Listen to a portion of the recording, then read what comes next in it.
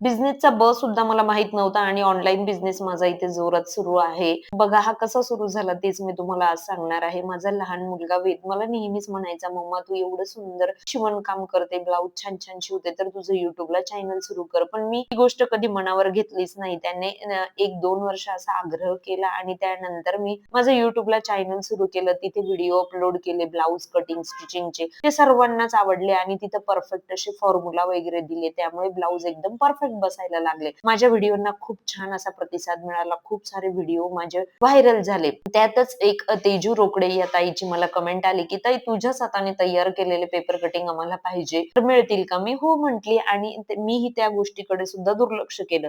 त्यानंतर तेजू रोकडे या ताईंनी माझा पूर्णपणे फॉलोअप घेतला आणि शेवटी मला ब्लाउजचे पेपर कटिंग तयार करायलाच लावले.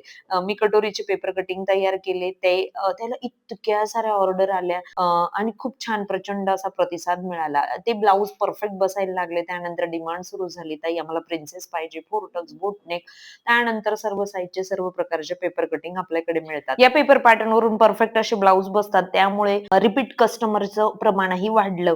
कारण ज्यांनी कटोरी घेतली, की ते नंतर प्रिन्सेस, 4 टक्स, बोट नेक ह्या सर्व साइज आणि सर्व प्रकार हे ऑर्डर मागवतच असतात आणि असाच हा बिझनेस ग्रो होत गेला. म्हणजेच आपल्या कामामध्ये प्रामाणिकपणा आणि परफेक्शन असेल, तर बिझनेस कोणताही असू द्या, हा नेहमीच आपला वाढत जातो आणि सातत्य असणं सुद्धा खूप गरजेचं आहे. ह्या कामामध्ये मेहनतही मी खूप घेत असते. पेपर कटिंग असेच देत नाही, तर त्याचे असे सॅम्पल तयार करते. त्याच्या खूप साऱ्या ट्रायल घेते आणि खूप साऱ्या कस्टमरवर त्या ट्राय करून आणि मग ते तुम्हाला देत असते. अशी ही माझी छोटीशी जर्नी तुमच्यासोबत शेअर केली. आवडली असेल तर लाईक करा आणि एखाद्या टॉपिकवर तुम्हाला व्हिडिओ पाहिजे असेल तर तशी कमेंट करा.